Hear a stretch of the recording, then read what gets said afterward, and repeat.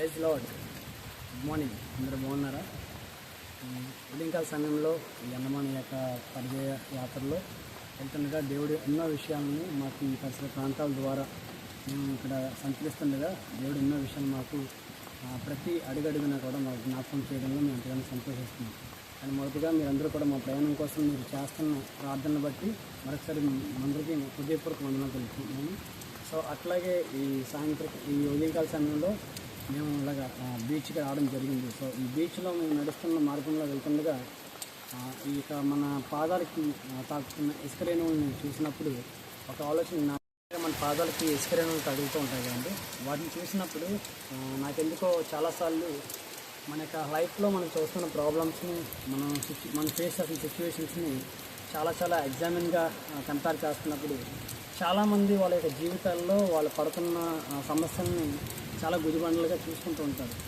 దేవుడు మన పక్షాన ఏం చేశాడు, మన లైఫ్లో ఎందుకు ఎలా ఉన్నది, ఎలా ఉంటే మనం ఏ రకంగా మనం సర్వైవ్ అవ్వగలము అని చెప్పి చాలాసార్లు మనం చూసుకుంటూ ఉంటాం.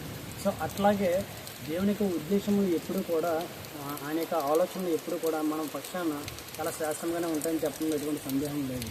ఎందుకంటే దేవాది దేవుడు ఏ ఒక్క మనిషిని కూడా కష్టపడడానికి కాదు, కానీ తన యొక్క బిడ్డలని తన యొక్క సమ్ముఖంలో తన యొక్క రెక్కల చాటున భద్రపరచడానికి, కాపాడడానికి, పోషించడానికి, ప్రయోజకం చేయడానికి తనకంటూ ఒక ప్రణాళికను కనిపెట్టి ఉంచాడు ఆల్రెడీ. కానీ ఈరోజు మనం అపవాది చూపిస్తున్న ఆకర్షణీయమైన ఈ లోకంలో లోకాశల్లోని, శరీరాశల్లోని, నేత్రాశల్లోని, జీవకుటుంబంలో పడి మనం దేవుని చూపించిన దాన్ని చాలా చులకనగా తీసుకుంటున్నాం. మన యొక్క ఆలోచన విధానం కూడా ఎప్పుడు కూడా లోకం వైపు ఎక్కువగా ఆకర్షణమైన విషయాల మీద ఉండడం వల్ల దేవుని యొక్క విషయాన్ని మనం కనిపెట్టలేకపోతున్నాం. ఇదే విషయంలో మన జీవితంలో వచ్చిన సమస్యలని మనమే అని చేసుకుంటూ మనం చూస్తున్నాం. కానీ ఆయన ఎల్లప్పుడూ కూడా మన జీవితంలో వచ్చి తీసుకొచ్చిన ప్రతి ఒక్క టాస్క్ని కూడా దేవుడు దాన్ని ఫుల్ఫిల్ చేసి కంప్లీట్ చేసే విధంగానే మనం తీసుకుంటాం. సో ఆ విషయంలో మనం చెప్పడంలో ఎటువంటి సందేహం లేదు. ఎందుకంటే దేవుని యొక్క ఆలోచన విధానం ఒక మనిషి పట్ల చాలా శ్రేష్టంగానే ఉంటుంది.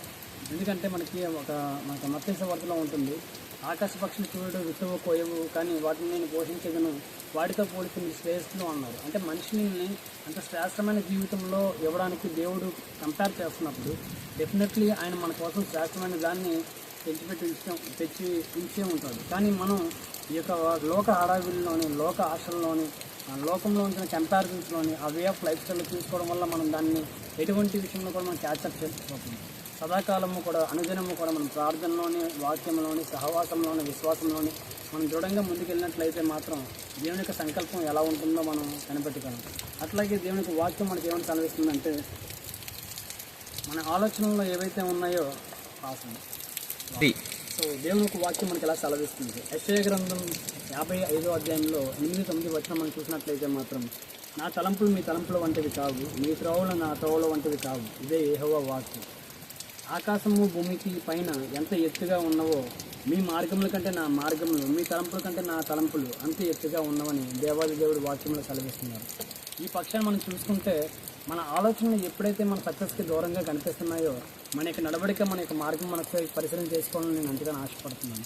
మనం దేవుని యందు ప్రార్థనలో కనిపెట్టినప్పుడు మన జీవితంలో మనం చేస్తున్న మన ఎఫర్ట్స్ ఏవైతే ఫెయిల్యూర్కి వస్తున్నాయో వాటిల్లో మన మిస్టేక్స్ని మన దేవుడు మనకు చూపిస్తాడు. అలాంటప్పుడు మన దేవుని యొక్క వాక్యాన్ని ఆధీనం చేసుకొని దాన్నే ఆదర్శంగా తీసుకుంటూ మన యొక్క పనుల్లో మనం కానీ వాక్యానుసారంగా జీవించినట్లయితే మాత్రం మనకు రావాల్సిన సక్సెస్ మనం అనుకున్న దానికన్నా దేవుడు ఉన్నతంగా జీవించడానికి దేవుడు ఖచ్చితంగా మనకి ఆ బహుమతిని ఇస్తాడు. ఎందుకంటే ఆకాశ పక్షులకే పూట పోషణకి, తన యొక్క జీవనోపాధికి అంత జాగ్రత్త తీసుకుంటున్నప్పుడు వాటితో పోల్చింది శ్రేష్ఠులు అని చెప్పాడు. శ్రేష్టమైన దాన్ని ఎవరైనా సరే గాలికి వదిలేస్తారా? శ్రేష్టంగా ఎంచబడిన దాన్ని ఎవరైనా సరే నిరాకరిస్తారా? శ్రేష్టంగా ఉన్నవారిని, శ్రేష్టంగా ఎంపిక చేసిన వారిని దేవుడు ఎప్పుడు నిర్లక్ష్యం చేస్తారా? కానే కాదు. సో దేవుని యొక్క చిత్తము కనిపెట్టడంలోని మనకు వచ్చిన ఆనందము, మన రక్షణ ఆనందము ఖచ్చితంగా దేవుళ్ళలో మనం ఎదగడానికి ఎంతో తోడ్పాటుపడుతుంది. మనం వెలగడమే కాకుండా మన చుట్టుపక్కల ఉన్న వాళ్ళకి ఆ వెలుగుని ఎంతో యూస్ఫుల్గా మనల్ని తీసుకెళ్తుంది. అటు విధంగానే దేవుని యొక్క విషయంలో ఏదైనా సరే మనం కనిపెట్టినట్టయితే మాత్రం, దేవుని సృష్టిని మనం ఎప్పుడైనా సరే మనం గమనించినట్లయితే మాత్రం దాని యొక్క కొలమానము, దాని యొక్క పరిమాణము చూసినట్లయితే ప్రతిదీ కూడా చాలా యాక్యురేట్గా ఉంటుంది.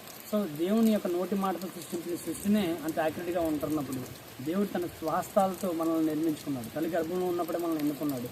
అలాంటి ఒక మనిషి యొక్క విషయంలో తను ఎందుకు నిర్లక్ష్యం చేస్తాడు? ఒకసారి ఆలోచించండి.